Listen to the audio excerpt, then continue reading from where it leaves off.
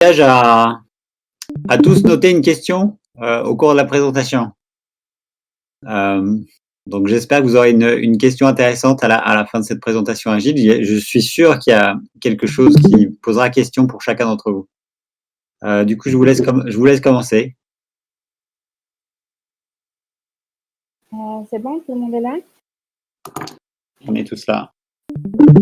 Bonjour à tous. Donc, excusez-moi, je n'ai pas accès au stream. C'est bon. Donc, dans cet exposé, on va vous parler généralement de la méthode agile et de façon plus détaillée de la méthode Scrum. C'est quoi la méthode agile? Slide suivant, s'il te plaît, Ada. La méthode agile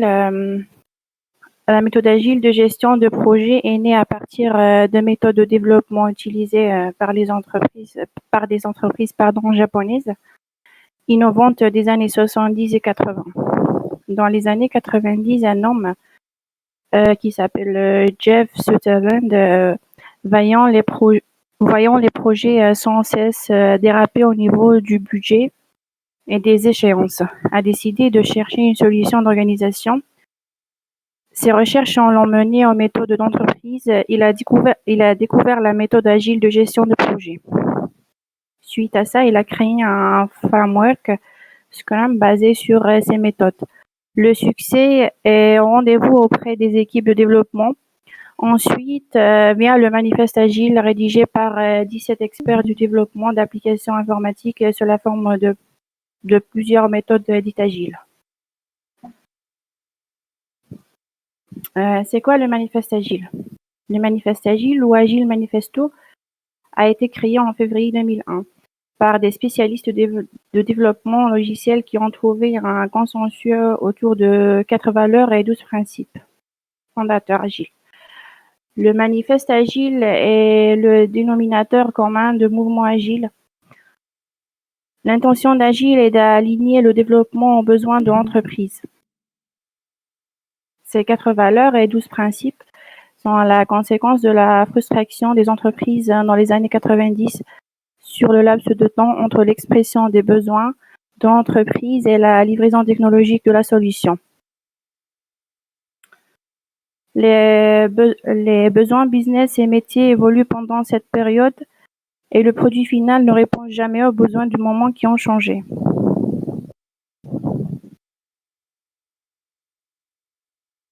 Les individus et leurs interactions plus que les processus et les outils. Des logiciels opérationnels plus qu'une documentation exhaustive. La collaboration avec les clients plus que la négociation contractuelle. L'adaptation au changement plus que le suivi d'un plan. Les 12 principes agiles inclus dans le manifeste agile décrivent une culture dans laquelle le changement est le bienvenu et le client au centre des travaux.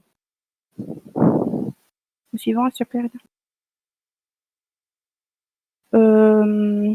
Les 12 principes de la méthode agile à retenir sont, premièrement, priorité la satisfaction du client. Deuxièmement, accepter les changements même s'ils arrivent tard dans un projet. Troisièmement, livrer en permanence des versions opérationnelles. Quatrièmement, assurer le plus souvent possible une coopération entre l'équipe du projet et les gens du métier. Cinquièmement, construire les projets autour de personnes motivées. Sixièmement, privilégier la communication face-to-face ou favoriser le dialogue direct. Septièmement, maintenir les collaborations à rythme constant et soutenable par tous les internautes du projet. Huitièmement, mesurer l'avancement du projet en fonction de l'opérationnalité du produit. Neuvièmement, privilégier la simplicité en évitant le travail inutile. Dixièmement, contrôler l'excellence de la conception et la bonne qualité technique. Onzièmement, l'équipe doit réfléchir aux moyens possibles de devenir plus efficace en auto-organisant et responsabilisant les équipes. Douzièmement, L'équipe doit modifier son fonctionnement en cas de problème et doit améliorer régulièrement son efficacité en ajustant son comportement. Slide suivant, s'il te plaît.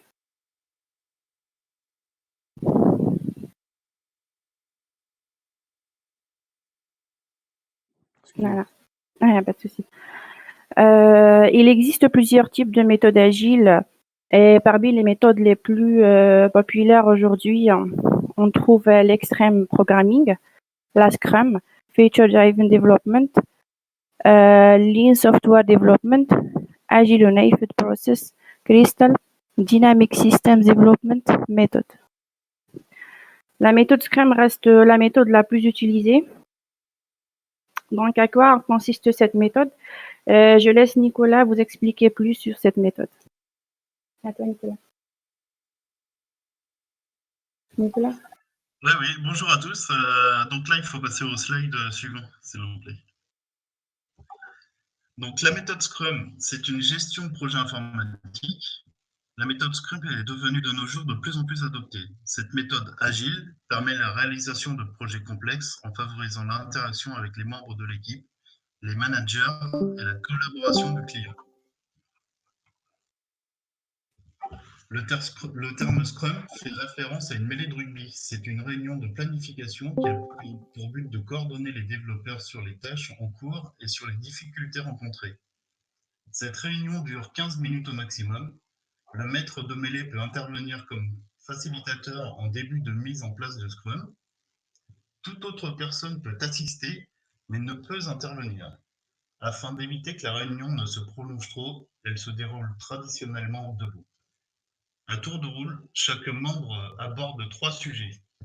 Ce qu'il a réalisé la veille, ce qu'il compte réaliser le jour même pour atteindre l'objectif du sprint, les objectifs qui empêchent l'équipe d'atteindre le but du sprint. Les projets qui suivent la méthode Agile Scrum sont divisés en plusieurs cycles de travail. Excusez-moi, je me suis un petit peu emmêlé. Ces derniers permettent aux membres de l'équipe de mieux planifier les prochaines étapes de développement du projet, mais aussi d'évaluer régulièrement les projets liés au sprint peuvent durer. Ils permettent également de réajuster ou réorienter la direction prise par le projet si besoin.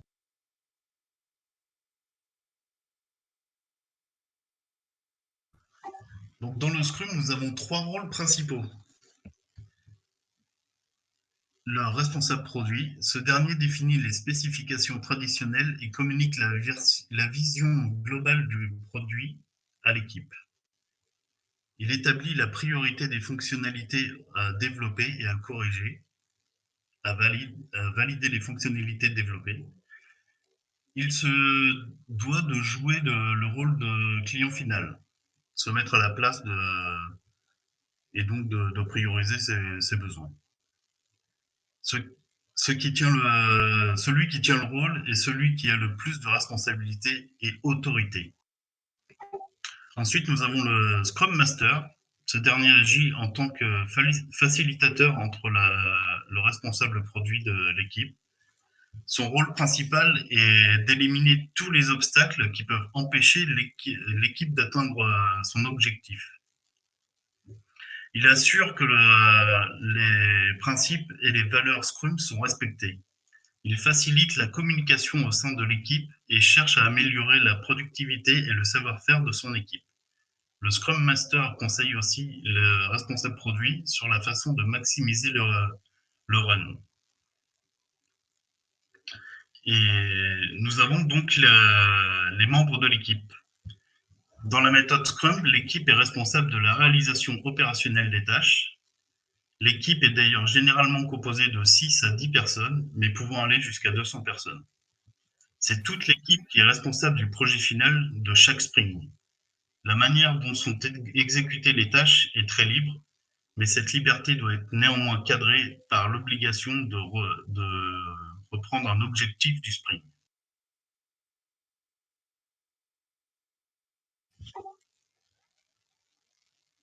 Donc, nous avons des piliers dans cette méthode Scrum. La transparence, Les aspects importants du processus doivent être visibles à tous. C'est pour cela que Scrum insiste sur le fait de créer un langage commun entre les membres de l'équipe et le management, ce qui permettra une compréhension commune du projet. L'inspection, un bilan régulier sur les résultats produits et réalisés afin de détecter les écarts indésirables. Il est important que ces inspections soient faites pour un inspecteur bien formé, et cela de manière adaptée, car cela pourrait nuire à l'avancement du projet. L'adaptation. Lorsqu'un écart est constaté pendant l'inspection, le processus devrait être adapté grâce à des actions visant à améliorer la situation. Donc là, je vous présente Leroy qui va vous présenter comment on a adapté cette méthode. Alors, et pour nous, comment on aurait fait si cette méthode était à faire, donc pour le projet Pi? Alors, je vais vous présenter vaguement comment le tableau a été fait. On a le nombre de jours, donc la deadline. On a le jour qui correspond au jour actuel. Et là, je viens de me rendre compte que j'ai un peu utilisé du franglais. Alors, le task today, c'est ce qu'on a à faire aujourd'hui. Et fin du jour, bah, c'est ce qui est censé être fait à la fin du jour. Donc, on a dû faire un énorme travail de rétrospective. Donc, le sujet, c'était comment on aurait procédé si on avait utilisé cette méthode justement pour notre projet Pi. Chaque jour, à la même heure, donc on aurait assigné des tâches à faire et au meilleur des cas, à finir dans la journée pour pouvoir respecter la deadline. On a utilisé une couleur pour chaque personne du groupe. Le noir correspond à Seb, le bleu à Nico, le violet rose à moi et le vert à Siam. Donc, le jour 1, on aurait demandé à chaque membre du groupe de chercher la méthode pour justement trouver la bonne méthode pour calculer pi. À la fin du jour, on avait trouvé la bonne méthode, qui correspond donc à la méthode d'Archimède. Slide suivant, s'il vous plaît.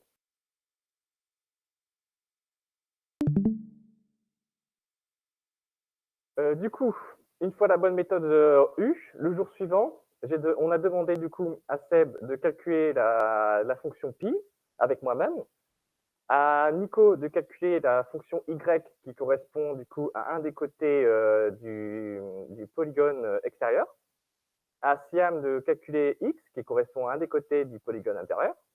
À la fin de la journée, du coup, on a fini notre boucle, Seb et moi-même.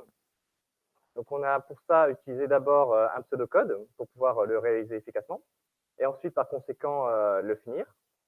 Le souci qu'on a eu, c'est que en fait, pour calculer x et y, la méthode utilisée, donc les formules mathématiques, étaient un peu trop compliquées. Donc que ce soit pour nous, étant donné qu'on n'avait pas calculé les deux fonctions, on n'avait pas fait les deux fonctions, du coup pour la comprendre, c'était un peu compliqué, même en l'expliquant. Et aussi même pour le client, si les clients, admettons, n'étaient pas un scientifique ou un mathématicien, ça aurait été un peu compliqué de l'expliquer. Slide suivant.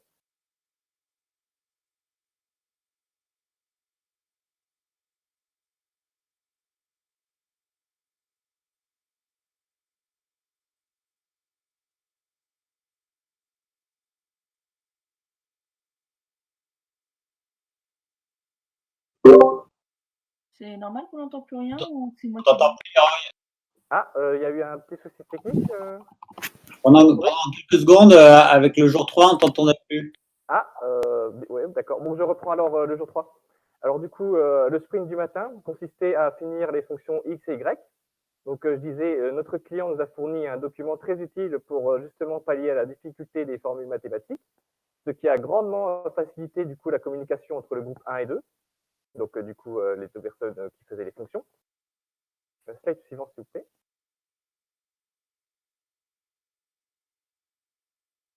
Alors, la matinée pour le jour 4, elle consistait du coup, il fallait trouver un système de gestion pour partager nos fichiers, pour que tout le monde puisse le voir, sans passer directement par rep.it.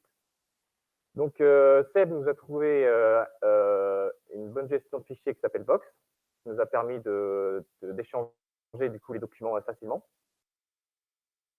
Étant donné le travail qui consistait à faire un PowerPoint, on a un peu échangé nos rôles, c'est-à-dire que bon, je vais expliquer ça au jour d'après, mais la fin de journée, du coup, on ne pouvait pas finir tout ça étant donné qu'il y avait un gros travail à faire. Donc du coup, on a continué sur le jour 5. slide suivant, s'il vous plaît.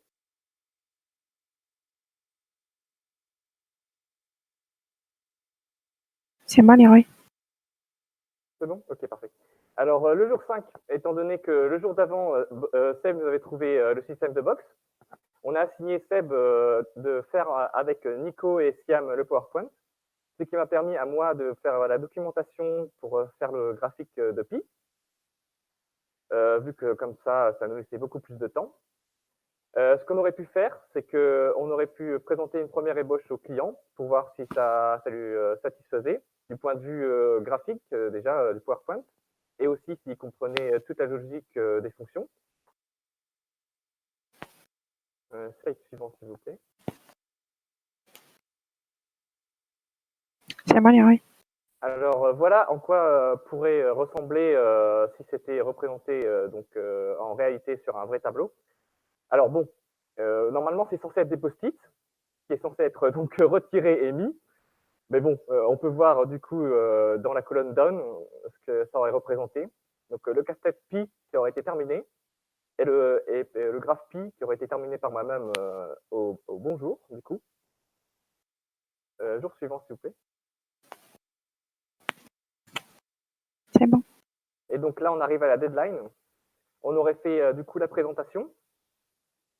Juste avant de faire la présentation, on aurait normalement dû voir avec notre client qui serait justement là lors de la présentation pour en savoir un peu plus, pour savoir comment parler justement. On aurait du coup validé le projet à la fin du jour 6. Slide suivant s'il vous plaît. C'est bon. C'est moi, Leroy. Oui, j'ai eu un petit souci de modification. Alors du coup, moi j'ai deux conclusions. La première, c'est que la méthode propose donc une approche très facile de la gestion du projet. Son aspect repose sur le respect des rôles, donc de chacun, ainsi que le respect des tâches à faire dans la durée. Le respect de ces règles octroie dans le même temps une grande autonomie et une liberté sans pour autant trop en faire. Au regard de la complexité croissante dont les projets innovants font preuve, cette méthode paraît être la meilleure. De mon point de vue, elle est très bien, mais il faut savoir communiquer. C'est-à-dire que si on a un problème de communication, que ce soit pour la formation donc à distance, nous, on a eu un énorme problème de communication, que ce soit à l'écrit ou à l'oral. Du coup, ce qui nous a extrêmement ralenti pour faire les projets. Là, on a pu voir du coup pour ce projet de la méthode agile, on a réussi à entre guillemets utiliser cette méthode-là pour pouvoir diviser les rôles pour le PowerPoint. Mais le problème reste toujours le vocal. Si on n'a pas une bonne gestion du vocal avec les bonnes personnes, si on n'arrive pas à utiliser les bons termes, ça peut grandement réduire l'efficacité. Voilà, je vous remercie. Merci à vous pour cette belle présentation. Alors, bon, j'ai quelques petites remarques que j'aurais dû faire peut-être dans des réunions préalables, mais je vais quand même le faire maintenant. Je pense que vous auriez pu gagner dans des réunions de préparation, hein, je veux dire, mais je pense que vous auriez pu gagner en lisibilité en utilisant davantage de couleurs. C'est-à-dire que vous avez des textes qui sont assez monolithiques. Donc ça, c'était une de mes demandes, hein, c'est-à-dire d'avoir suffisamment de texte pour que les présentations soient explicites en elles-mêmes, à l'écrit. Mais par contre, vous auriez pu mettre en évidence un peu plus ce qui ressortait, et par exemple avec de la couleur, c'est possible de le faire, donc un peu plus. D'accord. Voilà. Puis en règle générale, sur la présentation, évitez de trop lire ce que vous avez devant les yeux. Ce qui est pas mal, c'est quand il y a un texte de synthèse qui est affiché et qu'à l'oral, on en dit plus. En fait, on explique le texte de synthèse qui est censé avoir un sens autonome, seul. C'est-à-dire qu'on peut lire la présentation seule, mais le présentateur, on rajoute, c'est-à-dire va donner plus d'informations, va détailler, va expliquer davantage ce que ça veut dire. Bon, ça, c'est une petite remarque que j'aurais dû vous faire avant. Après, alors j'ai noté sur les 12 points, il y a quelque chose qui m'a un peu amusé, donc je fais ma remarque réflexion. le point 11 des 12 points fondamentaux. L'équipe réfléchit aux moyens de devenir plus efficace par elle-même, avec une auto-organisation. Je suis assez content que ça fasse partie des points de la méthode Scrum parce que c'est vraiment ce que je vous ai demandé de faire, c'est-à-dire vous constituez des groupes et vous êtes auto-organisé. Et en fait, on voit que ça a très très bien marché parce que je trouve que dans l'ensemble, vous avez des groupes assez efficaces qui fonctionnent bien avec une organisation qui s'est créée par elle-même, qui est pas mal du tout. Voilà, c'était ma remarque. Si vous avez des questions, si les autres ont des questions, j'espère qu'il y a des questions. C'est le moment de les poser. J'ai une petite question, si c'est possible. On t'écoute. Oui, bon. Bonjour tout le monde. Alors, vous allez peut-être dire, ma question fera peut-être partie des questions qui servent parce que je m'interroge. Vous aviez dit que la méthode agile venait du Japon, c'est ça, début, je sais pas, aux années 80. Du coup, je me disais, alors que leur niveau au rugby était pas top, comment ça se fait que beaucoup de termes sont tirés du rugby? Parce qu'ils sont beaucoup plus efficaces que nous, apparemment, les Occidentaux. Ah, c'est fort possible. Non, c'est une question. Arigato. Arigato. Ouais, merci pour la réponse. De rien, c'est un plaisir. Il y a d'autres questions? Moi, j'avais une petite question. Oui. Alors en fait, du coup, comment vous avez fait en fait pour pallier à vos problèmes de communication et de vos connexions internet? En fait, c'est quoi les outils que vous avez utilisés justement pour résoudre ce problème-là? Alors, on a fait beaucoup de choses à l'écrit.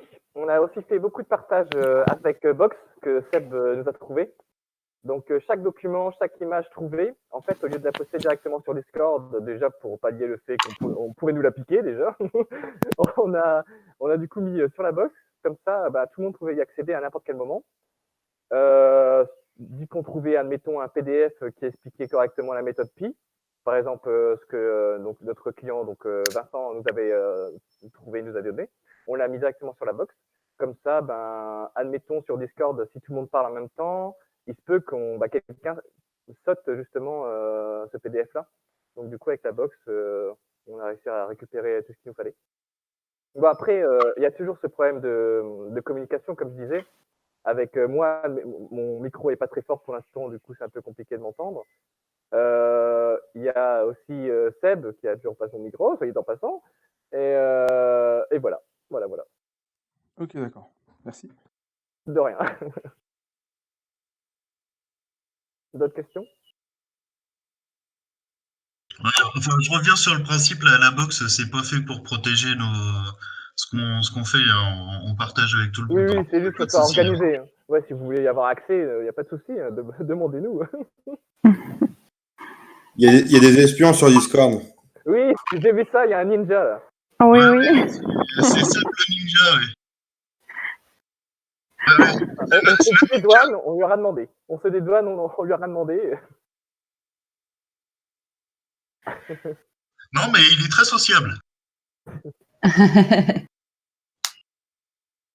D'ailleurs, Seb, si tu nous entends, on pense à toi. Hein. Voilà. D'autres questions?